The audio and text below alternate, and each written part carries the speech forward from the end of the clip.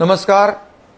सर्वप्रथम मी हैदराबाद मुक्ती लढ्यात हुतात्मा झालेल्या स्वातंत्र्य सेनानींना माझी विनम्र आदरांजली अर्पण करतो.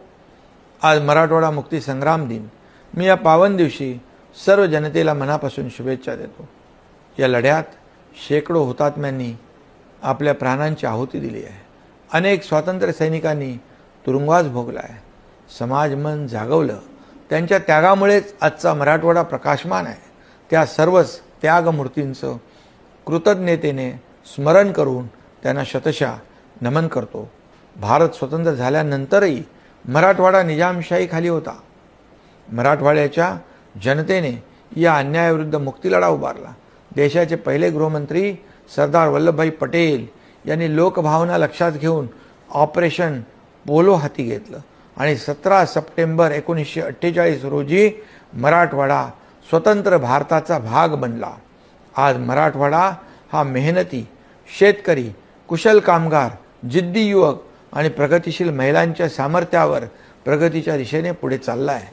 कृषी, दळणवळण, उद्योग विकासातून रोजगार निर्मिती आणि पायाभूत सुविधा उभारणी या सर्व क्षेत्रात मराठवाड्याची प्रगती करणे हेच शासनाचं ध्येय आहे. मराठवाड्याच्या स्वातंत्र्य लढ्याची स्मृती जपण्यासाठी छत्रपती संभाजीनगर येथे स्मृती स्मारक उभारण्यासाठी आपल्या सरकारने 100 कोटी रुपयांचा निधी दिला आहे. मराठवाड्यातील प्रत्येक जिल्ह्याला नियोजन निधीतून 2 कोटी रुपये देण्यात आले असून शासनाने मराठवाड्याच्या विकासासाठी ठोस पावले उचलली आहेत. मंत्रिमंडळ बैठकीतील निर्णयांची जलद अंमलबजावणी सुरू आहे. चला, आजच्या या दिवशी, ऐतिहासिक दिवशी आपण एक संकल्प करूया.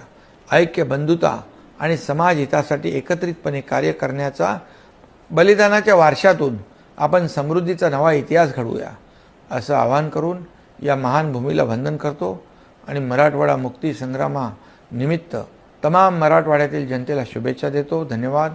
जय हिंद, जय महाराष्ट्र.